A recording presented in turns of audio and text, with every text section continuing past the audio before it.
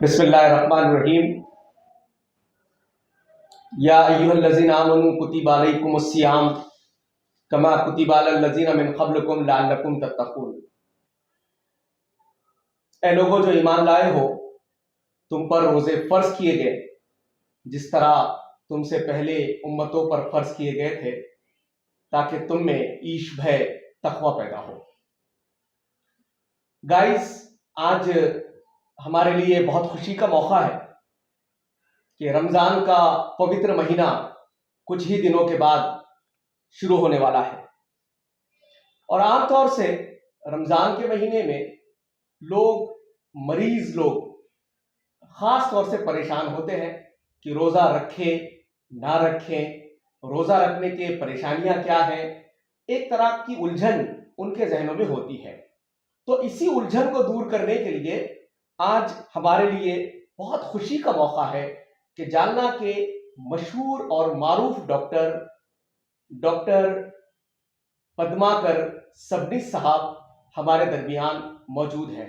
Doctor Padmakar Sabnis साहब director हैं निरामय हॉस्पिटल के और आप एमडी मेडिसिन हैं। मैं आज के इस कार्यक्रम में सर का इस्तकबाल करता हूं और सर से मैं ये विनती करता हूं कि सर आप हमारे व्यूअर्स की रहनुमाई करें। पहला सवाल मेरा सर से है कि सर आप ये बताएं कि शुगर और बीपी क्या ये बीमारी है? अगर ये बीमारी है तो आप हमारे व्यूअर्स को ये बताएं सरल भाषा में कि ये बीमारी कैसी है। नमस्ते। जमात इस्लामी के मुजीब सर ने आज ये बहुत अच्छा प्रोग्राम अरेंज किया है। हालांकि पिछले साल भी हम लोगों ने इसी तरह का एक प्रोग्राम अरेंज किया था। हम आपके कॉलोनी में आके उस समय चर्चा किए थे। इस बार हम इस सोशल मीडिया के माध्यम से आपसे वार्तालाप कर रहे हैं। सर का सवाल है कि बीपी और शुगर क्या है। मित्रों, बीपी माने कि रक्तचाप जिसे हिंदी में बोलते हैं कि ब्लड प्रेशर, जैसा ब्लड अपने धमनी में फ्लो होता है तो अगर बहुत फास्ट या हाई प्रेशर से फ्लो हो तो उसे हाई ब्लड प्रेशर कहते हैं। जब हम नापते हैं तो ब्लड प्रेशर 140 के अगर आगे जाता है तो उसे हाइपरटेंशन कहते हैं। जब तक 120 के अंदर है तो उसे नॉर्मल कहा जाता है। शुगर, हर एक के जिस्म में शुगर है इसीलिए हम जिंदा हैं। हमें कार्य करने के लिए शुगर की आवश्यकता है जो हमें एनर्जी देता है। लेकिन जब हमारे ब्लड में की शुगर लेवल बढ़ती है तो उसे डायबिटीज़ कहते हैं। खाली पेट जो शुगर चेक करते हैं वो अगर 126, आप समझने के लिए 125 आंकड़ा ध्यान रखिए, अगर वो 125 के आगे जाती है तो एबनॉर्मल है। खाने के बाद की शुगर अगर 200 के आसपास है तो वो एबनॉर्मल है, उसके नीचे नॉर्मल रहता है। इस सरल भाषा में हम बीपी और शुगर की व्याख्या बोल सकते हैं। धन्यवाद सर। मेरा दूसरा सवाल सर से ये है कि जो बीपी के मरीज हैं, शुगर के मरीज हैं, आप जानते हैं कि आपका जो रोजा है वो 14 से 15 घंटे का रोजा होने वाला है। अब जो बीपी के मरीज हैं, शुगर के मरीज हैं, क्या वो रोजा रखते वक्त कौन सी सावधानियों को वो बरतें? करेक्ट। कैसा है कि पिछले 2-3 साल से और आगे 10 साल तक रमज़ान का महीना समर में आने वाला है। जो मैंने स्टडी किया है तो अपने भारत और आजू बाजू के एरिया में समर में बहुत लंबा सूरज रहता है तो 15-16 घंटे रोज़ा करना है। तो उस समय जो सावधानी बरतना है, जिनको बीपी है उन्होंने अपनी गोली अगर सुबह जब सहरी करते हैं तब लिए तो अच्छा है। कुछ गोली होते हैं खून पतला होने की, वो शाम में जब आप इफ्तार करते हैं उसके तुरंत बाद ले तो अच्छा है। रात के समय आप ध्यान रखें कि बहुत ज़्यादा नमकीन चीज़ें ना खाएं। उसके बाद जो शुगर के मरीज़ हैं उन्होंने बहुत मीठी चीज़ें ना खाएं। और एक बात, तले हुए पदार्थ जो पापड़ तले हुए खाते हैं, गुलगुले या भजिए जो ज़्यादा तेल में तले होते हैं वो ना खाएं। अगर वो खाते हैं तो उससे प्यास बढ़ेगी और आपका रोज़ा टूट जाएगा। तो ऐसा एक है। बाकी जो अपनी दवाई है वो अपने डॉक्टर से सलाह करके थोड़ा उसमें चेंज करना होता है, जो मैं आगे आपको बताऊंगा। शुगर के बारे में और बीपी के बारे में डॉक्टर साहब ने बहुत अहम बात हमारे सामने पेश की है। मैं डॉक्टर साहब से ये जानना चाहूँगा कि शुगर कम हो रही है या ज़्यादा हो रही है, हम इसको कैसा मालूम करें, उसके सिम्टम्स क्या होते हैं? करेक्ट। जब शुगर कम होती है तो उसे इंग्लिश में हाइपोग्लाइसीमिया कहते हैं।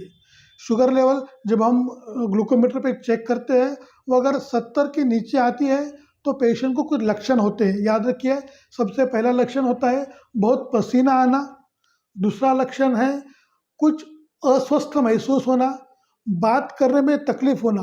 पेशेंट ऐसी बात ऐसी बात करता है, उसकी ज़बान मोटी होती है, ये लक्षण है शुगर कम होने के। कभी कभी ऐसे पेशेंट हाइपोग्लाइसेमिक कोमा में जा सकते हैं, तो ये बहुत सीरियस बीमारी रहती है। अगर पहले ही पसीना आता है, कुछ संभावना होती है कि हमको अभी अस्वस्थ रह रहा है, दिमाग बहुत जड़ लग रहा है, आंखों के सामने अंधेरी आ रही है, तो समझ लेना अपनी शुगर कम हो रही है। तो हम उस समय आगे की कुछ जो बुरा हो सकता है उससे बचने के लिए आप रोज़ा तोड़ना लाजमी रहेगा। हमारे एक दोस्त ने कहा है सर कि जो आदमी खुद से प्यार नहीं कर सकता वो किसी और से प्यार नहीं कर सकता। तो अपने खुद से प्यार करने के लिए अगर हम जिंदा रहते हैं तो ये रोज़ा हम बाद में कर सकते हैं, ये अलाउड है। एक आधा रोज़ा अगर रमज़ान में मिस हो गया तो हम बाद में उसको कर सकते हैं। शुगर बढ़ने के क्या लक्षण होते हैं? शुगर बढ़ने में पेशेंट को कभी कभी फिट आते हैं, चक्कर आती है, चक्कर आके पेशेंट गिर जाता है, बहुत ज़्यादा यूरिन मतलब पेशाब बहुत ज़्यादा होने लगता है, यह लक्षण है शुगर बढ़ने के। बहुत अहम मालूमात डॉक्टर साहब ने पेश की है। खुद आप जानते हैं कि कुरान मजीद के अंदर ये खुद कहा गया है कि जो लोग मरीज हैं, ज़ईफ हैं, सफ़र कर रहे हैं, उनके बारे में खुद इस्लाम ने उनको छूट दी है कि वो रोज़ा ना रखें। लेकिन मैं डॉक्टर साहब से ये ज़रूर जानना चाहूँगा कि डॉक्टर साहब, शुगर और मरीज के जो पेशेंट हैं जो रोज़ा रखते हैं, तो वो कौन सी गोलियां खाएं, कौन सी गोली खाने में उनको फ़ायदा है, उसका मार्गदर्शन आप दें। करेक्ट। जिनको शुगर है और बीपी है और उम्र 45 के आगे है, मानो 46, 48 या 50 के आगे है, तो उन्होंने खून पतला होने की गोली लेना चाहिए। अभी जो समर में रोजे आते हैं तो उसमें डिहाइड्रेशन होता है, हम 12, 13 या 16 घंटे तक कुछ नहीं खाते हैं, धूप बहुत है, रोजे है, शुगर भी कंट्रोल में नहीं है, तो उस समय हार्ट अटैक एंड पैरालिसिस की बीमारी की संभावना बढ़ती है। तो एस्पिरिन नाम की गोली है जो प्रोफिलैक्टिकली आप इफ्तार के बाद लेना एडवाइजेबल है। उसके बाद शुगर की कुछ गोली है, एक नाम मैं उदाहरण के तौर पे बोलता हूँ, ग्लिमिपिराइड। तो ग्लिमिपिराइड गोली से तुरंत 5-6 घंटे के बाद शुगर डाउन होता है, तो ऐसी गोली का इस्तेमाल ना करें तो अच्छा है। आपके डॉक्टर से पूछ के कुछ ऐसी दवाई है जिनका नाम उदाहरण के तौर पे डापाग्लिफ्लोजिन या फिर टेनिग्रिप्टीन या रेपाग्लिनाइड, तो ऐसी कोई दवाई है जो हम रोज़े में 12-13 घंटे तक बिल्कुल एनी कॉम्प्लिकेशन ले सकते हैं आपके डॉक्टर की सलाह से। बीपी की गोली में कुछ ज़्यादा बदल करने की ज़रूरत नहीं पड़ती है। बहुत धन्यवाद डॉक्टर साहब। डॉक्टर साहब, मैं एक और चीज़ आपसे जानना चाहूँगा कि अभी देखिए कि कुरान मजीद ने भी उनको मना किया है कि जो मरीज़ हैं या सफ़र पर जा रहे हैं, लेकिन उसके बावजूद भी हमारे पास लोग रोज़ा रखते हैं, ज़िद करते हैं रोज़ा रखने की। अब मैं आपसे ये जानना चाहता हूँ कि रोज़े के दौरान, उपवास के दौरान अगर कोई कॉम्प्लिकेशंस पेश आ जाएं, दवाखाना आने से पहले वो घर में फर्स्ट एड क्या इख्तियार कर सकते हैं? करेक्ट। ऐसा है कि जो मैंने अभी पिछले कुछ 2-4 साल में बताया था कि 4-5 कॉम्प्लिकेशन मेन है, जो मुझे सर ने भी बताया कि शुगर कम होना, शुगर ज़्यादा होना, उसके बाद अगर उल्टी होना या लूज मोशन होना, उसको हम डिहाइड्रेशन कहते हैं, या फिर चेस्ट पेन होना या सर दर्द होना। ऐसे कुछ कॉम्प्लिकेशन जो कॉमनली समर एंड रमज़ान में पाए जाते हैं।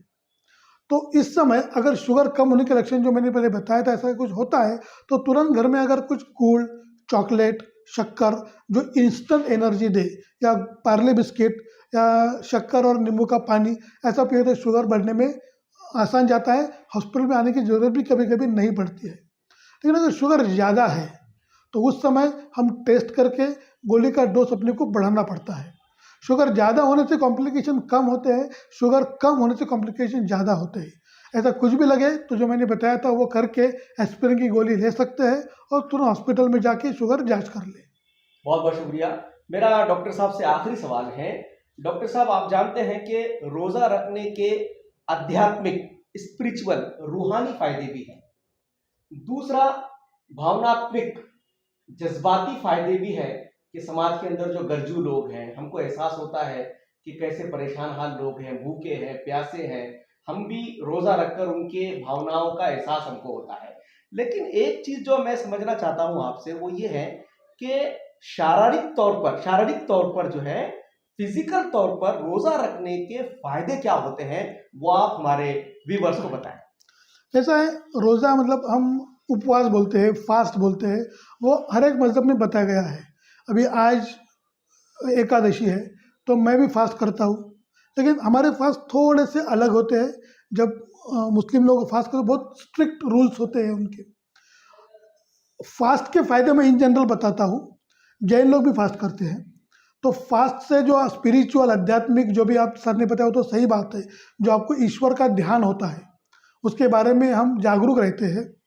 दूसरी जो फिजिकली बॉडी पे जो क्या फ़ायदे, सबसे पहला फ़ायदा है आपका कोलेस्ट्रॉल का लेवल कम होने में काफ़ी मदद होती है, जिसको हम चर्बी बोलते हैं। कोलेस्ट्रॉल बढ़ने से हार्ट अटैक, पैरालिसिस की रिस्क बढ़ती है, फास्ट रखने से उसकी लेवल कम होती है।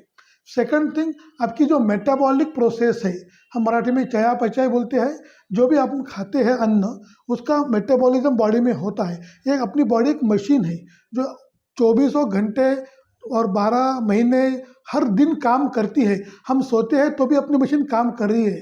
अगर हमारे घर का फैन गर्म होता है हम बंद करते हैं उसको, फ्रिज गर्म होता है तो कभी कभी बंद करते हैं। ये मशीन को कभी हम रिलैक्स नहीं देते। तो हम अगर रोज़ा या उपवास करते हैं तो अपनी बॉडी को रिलैक्सेशन मिलेगा और आगे चल के और अच्छा काम करेगी। मैंने ऐसा देखा है, जो रोज़ा या उपवास करते हैं उनकी वर्क इफ़िशियंसी बढ़ती है रमज़ान के बाद।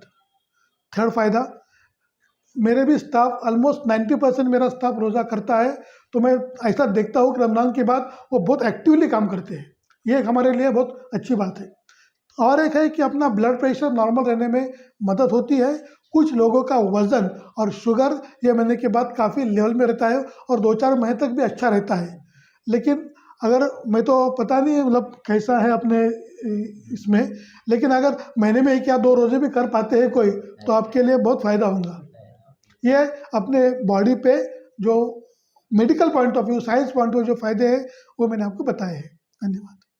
मैं शुक्रगुजार हूँ डॉक्टर पद्माकर सबनी साहब का कि बहुत विस्तार के साथ उन्होंने हमारे शुगर और बीपी के मरीजों का मार्गदर्शन किया है। और मैं ये तमाम लोगों से ख्वाहिश भी करता हूँ कि सर ने जो नियम हमको बताए हैं, जो चीज़ें सर ने हमारे सामने रखी हैं, उसका पालन करके अगर हम रोज़ा रखेंगे तो यकीनन हम बहुत इत्मीनान के साथ पूरे रमज़ान को, पवित्र रमज़ान को सेलिब्रेट कर सकेंगे। इस मौके पर एक मरतबा फिर मैं डॉक्टर साहब का शुक्रिया अदा करता हूँ, उनके साथ साथ इमरान भाई का, शोएब नदवी साहब का और जमात इस्लामी के जो प्रेसिडेंट है जालना के, इस्माइल सर का भी शुक्रिया अदा करता हूँ। और इसी के साथ आज के इस इंटरव्यू को हम यही ख़त्म करते हैं, यही विराम देते हैं। अल्लाह हाफ़िज़। Thank you. धन्यवाद।